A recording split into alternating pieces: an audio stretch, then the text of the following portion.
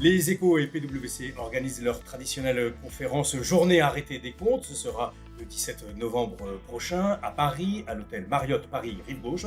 Une journée en deux temps, le matin avec les normes françaises et puis l'après-midi, un focus sur les normes internationales, les normes IFRS pour les entreprises cotées.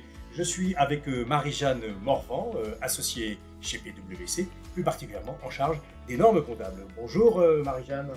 Bonjour Arnaud. Merci donc d'être parmi nous pour peut-être première question faire un tour en quelque sorte des sujets importants qui ont eu lieu cette année et qui ont impacté cette année. Quels sont-ils ?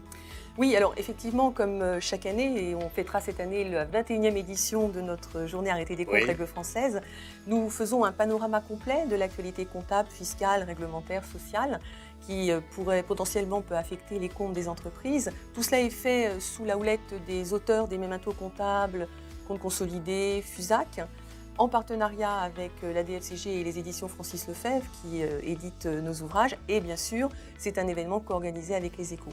Alors cette année, une actualité très riche, déjà une actualité fiscale riche avec, on attend avec impatience la loi de finances 2017, mais également une actualité riche en jurisprudence fiscale où il y a eu notamment une nouvelle définition des titres de participation qui a fait couler beaucoup d'encre et point sur lequel nous reviendrons de façon un peu plus approfondie.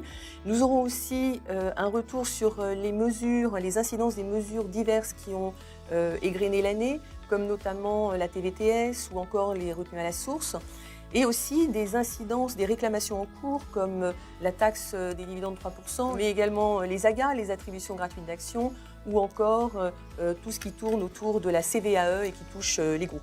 Alors Marie-Jeanne, vous ferez également un point sur les nouveaux textes applicables. Je pense particulièrement à ce qui se passe en termes de fusion et opérations assimilées. Et puis la première application aussi du texte sur les instruments financiers. Là aussi, c'était très attendu. Tout à fait, et c'est ce qu'on appelle l'actualité comptable qui présente cette année deux textes, donc le règlement sur les fusions et opérations assimilées et le règlement sur les instruments financiers et les opérations de couverture. Donc ces deux textes sont très importants pour les entreprises et justement ce sera l'occasion de faire un point très précis sur les nouveautés apportées par ces textes, les impacts de première application, les incidences fiscales, le lien aussi par exemple avec sur la partie instruments financiers avec la norme IFRS 9 pour voir justement dans les comptes français les effets collatéraux, donc est-ce qu'il y aura alignement ou divergence. Donc tous ces points-là seront regardés à cette occasion. Et puis alors cette année, un approfondissement l'après-midi au cours de certains ateliers des sujets les plus compliqués. Oui, l'atelier qu'on a appelé pour aller plus loin, pour justement approfondir, rentrer un peu plus dans du concret.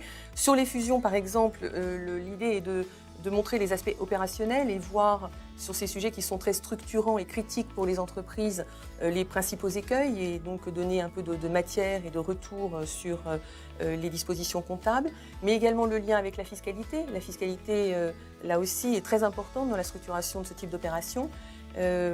Voilà, et des interventions pratiques d'entreprises qui nous donneront de l'illustration sur ce sujet. Vous parliez de la fiscalité, alors quels sont évidemment les enjeux fiscalo-comptables quand on les lit ensemble, évidemment, pour les entreprises, pour leur compte 2017. Il y a notamment le volet des provisions, pas toujours facile de savoir ce qu'a l'administration en tête. Absolument. Alors, ce volet fiscalo-comptable revient chaque année parce que c'est un principe qui est énoncé dans le Code général des impôts, le principe de la connexion entre la comptabilité et la fiscalité. Mais pour autant, il y a encore plus de 200 divergences entre la comptabilité et la fiscalité.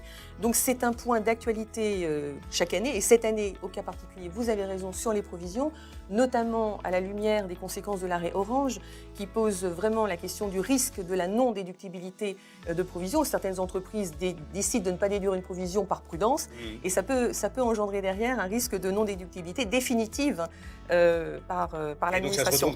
Et ça se retourne contre elle. Alors on va conclure, si vous voulez bien Marie-Jeanne, quelles sont les évolutions qu'on peut attendre pour les règles françaises, les chantiers lancés et puis ceux à venir?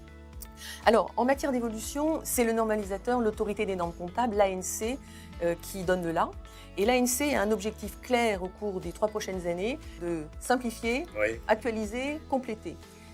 Avec 2 volets, des chantiers déjà en cours sur des dispositions transversales comme les comptes consolidés, les changements comptables, et des dispositions qui sont beaucoup plus liées au cycle économique des entreprises, donc très proches des fonctions et de la vie des entreprises, comme par exemple le cycle revenu, vente, qui a déjà commencé et ça nous permettra justement de faire un point sur ces différents chantiers en cours.